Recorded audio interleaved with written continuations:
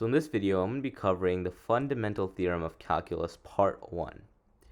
So the fundamental theorem of calculus part 1, it seems like it's a super difficult thing, but it really isn't.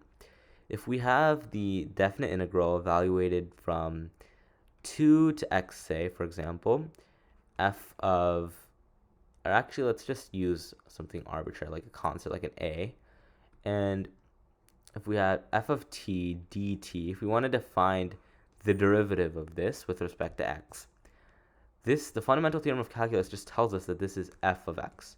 So here we have t, which is a dummy variable, and finding the derivative of this with respect to x just gives us f of x.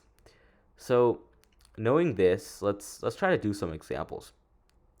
So let's say that I had to find the definite integral from 3 to x f of, and actually let's actually write this. So this is going to be, let's say we had the natural log of 3 plus 2t squared dt, and we wanted to find the derivative of this. Okay, so what would this be equal to? So you might be thinking, whoa, this looks kind of crazy, it's going to take me some time. But really, when you think about the fundamental theorem of calculus part 1, this is just equal to the natural log of 3 plus 2. Wherever we have a t, we can replace that with an x, 2x squared. And that is it. This is our answer. So let's do another example.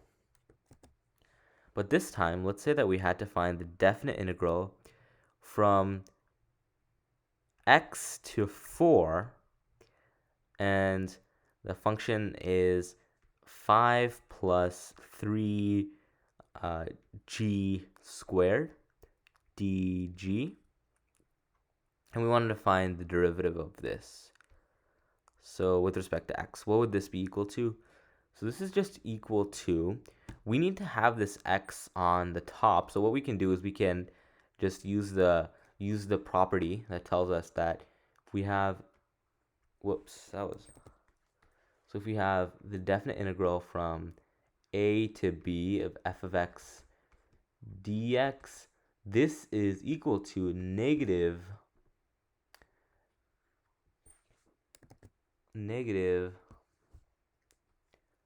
definite integral from b to a f of x dx. This is what it tells us.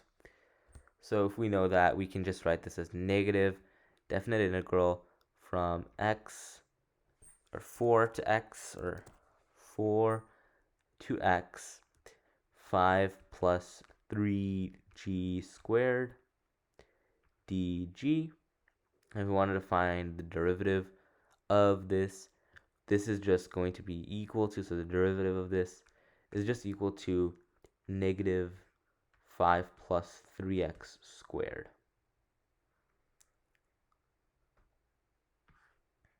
Which is equal to negative 5 minus 3x squared.